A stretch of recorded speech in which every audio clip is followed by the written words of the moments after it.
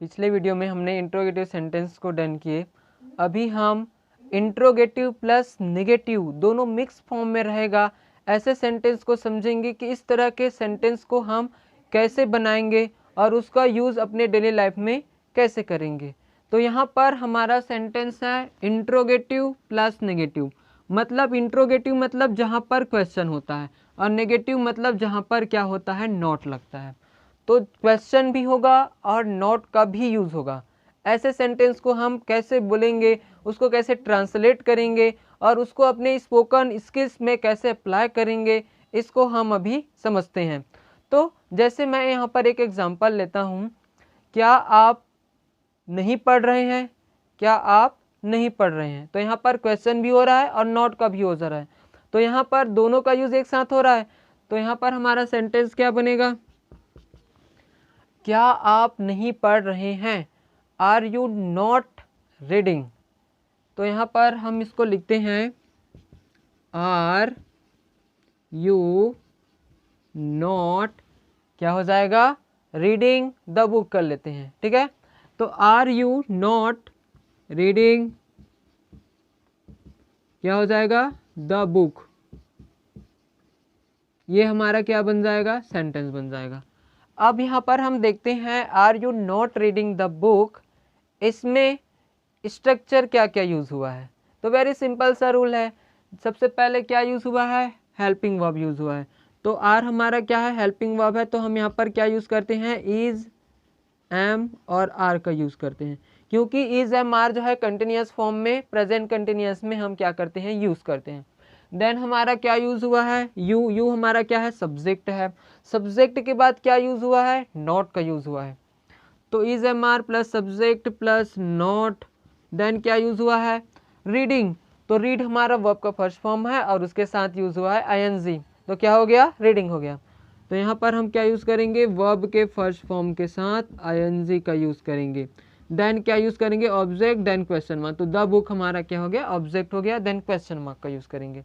तो हमारा सिंपल सा स्ट्रक्चर है, सबसे पहले हेल्पिंग वर्ब, देन सब्जेक्ट के बाद नॉट का यूज़ करेंगे, कंटिन्यूअस है इसलिए वर्ब के फर्स्ट फॉर्म के साथ आईएनजी का यूज़ करेंगे, देन ऑब्जेक्ट और क्वेश्चन मार्क। क्वेश्चन मार्क का यूज़ क्यों करेंगे, क्योंकि यहाँ पर क्या हो रहा है, क्वेश्चन हो रहा है। जैसे मैं पूछ रहा हूँ आपसे कि क्या आप नहीं पढ़ रहे हैं, तो आप क्या बोलोगे, पढ़ रहे होगे तो क्या बोलोगे, हाँ मैं पढ़ रहा हूँ। नहीं पढ़ रहे होगे तो क्या बोलोगे, मैं नहीं पढ़ रहा हूँ, आई एम नॉट रीडिंग बोलोगे।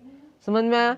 तो जैसे हम इसको और दूसरे एग्जाम्पल के से रिलेट करते हैं, तो जैसे हम पूछ सकते हैं, क्या वह आपका दोस्त नहीं है, क्या वह आपका दोस्त नहीं है। तो यहाँ पर क्या हो जाएगा, is he not your friend हो जाएगा। तो यहाँ पर हम सेंटेंस बनाते हैं, is he not your friend. ये हमारा क्या बन जाएगा, सेंटेंस बन जाएगा, is he not your friend.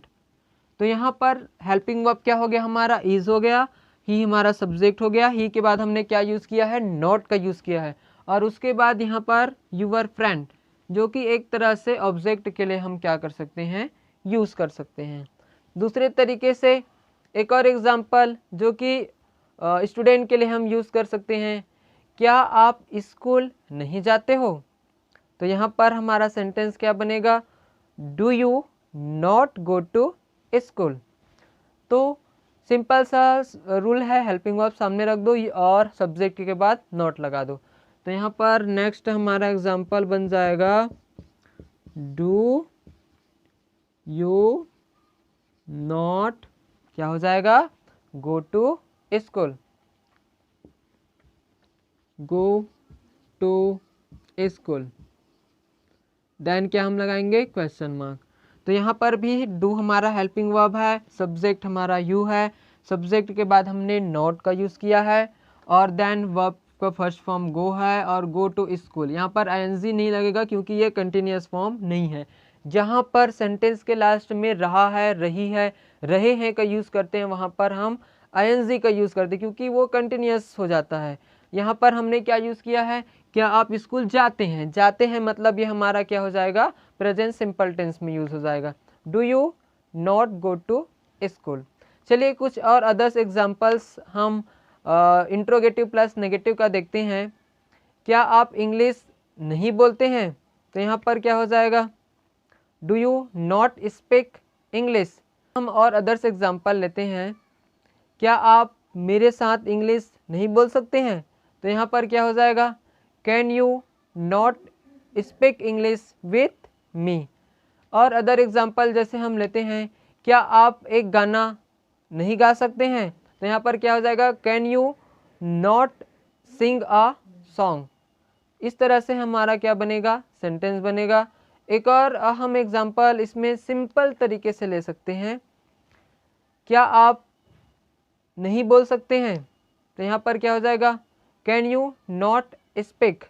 इस तरह से हमारा क्या बनेगा, सेंटेंस बनेगा। और अदर एग्जाम्पल हम इसी तरह से समझ सकते हैं। इसका रूल बस इतना ही समझना है कि सबसे पहले हेल्पिंग वर्ब का यूज़ करना है, हेल्पिंग वर्ब के बाद सब्जेक्ट, सब्जेक्ट के बाद नॉट, और अगर कंटिन्यूअस है तो वर्ब के फर्स्ट फॉर्म के साथ एनजी देन ऑब्जेक्ट का यूज़ करना है। लेकिन ये यहाँ पर हमारा मेन होता है कि हेल्पिंग वर्ब को सामने रखना है और सब्जेक्ट के बाद नॉट लगाना है और सेंटेंस के लास्ट में क्वेश्चन मार्क का यूज़ करना है, क्योंकि यहाँ पर क्या हो रहा है, क्वेश्चन हो रहा है। इसकी वीडियो के लिए बस इतना ही, आगे का हम नेक्स्ट वीडियो में क्लियर करेंगे। Thanks for watching my video. आप इसी तरह से हमें सपोर्ट करते रहें ताकि हम इसी तरह से अच्छे वीडियो बनाकर आपको स्पोकन इंग्लिश का प्रॉपर नॉलेज हम दे सके। Thanks for watching my video.